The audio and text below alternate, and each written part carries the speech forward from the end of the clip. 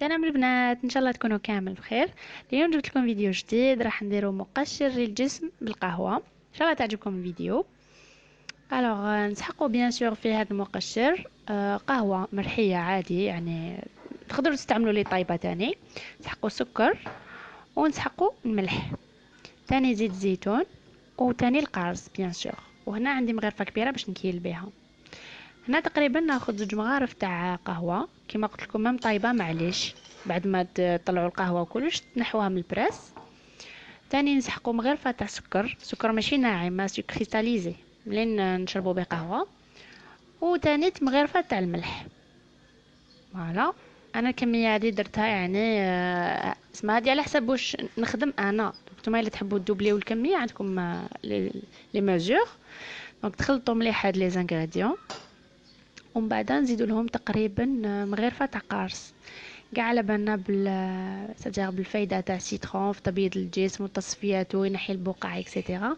دونك انا هنا فضلت انه نزيد مغرفه قرص خير من اللي نزيد ماء ورد. فوالا، ونزيد تقريبا 2 مغارف تاع زيت زيتون. نتوما كي تكونوا تخلطوا يبان لكم لا كونسيستانس تاع الخليط تاعكم، اسكو متجانس، اسكو خفيف بزاف ولا ثقيل. دونك انا هنا 2 مغارف تاع زيت زيتون يكفيوني، باسكو هكذا ما فن نبريباريها. الا كان درتو لي ميزور اللي استعملت انا، ديروا اكزاكت كيما درت، يعني زوج زيت زيتون، 2 قهوه، وحده سكر، وحده ملح، ومغرفه كبيره تاني تاع قارص. نخلطو مليح لو ميلونج تاعنا هكذا.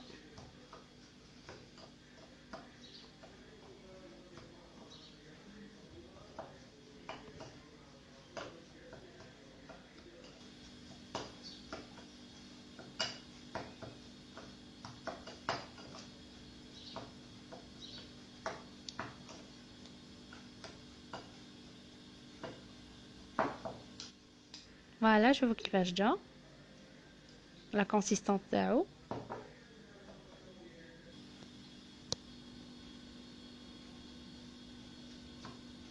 بنات، احنا اللي ما عندهاش زيت زيتون تقدر تخدم بزيت جوز الهند ولا زيت لوز الحلو. انا درت زيت زيتون باسكو كاينه كاع عندنا. بون، انا لازم نشم يدي هنا ما دافي ونوليكم. فوالا البنات، كنت شمخت يدي بما دافي كما قلت لكم باش هكذا يتحلوا المسامات تاعنا. هي من الاحسن، يعني نصيحه لكم، هاد المقشر ولا هاد لو سكراب تستعملوه كي تكونوا في لادوش، يعني دخلتوا تدوشوا مثلا والكوخ تاعكم يعني تشمخ بيان بما دافي، تحلوا المسامات ايتو. كي ديروه راح تكون عنده نتائج خير من اللي ديروه والكوخ تاعكم يعني كما نقولوا ماشي مشمخ بارد. احسن تاني وقت تستعملوا فيه هذا المقشر كي تروحوا للحمام، سي انكور ميو. كاع نعرفوا بلي الحمام فيه لا فابور سخانه، دونك بلا ما ديري الماء تولي تعرقي المسامات تاعك يتحلوا.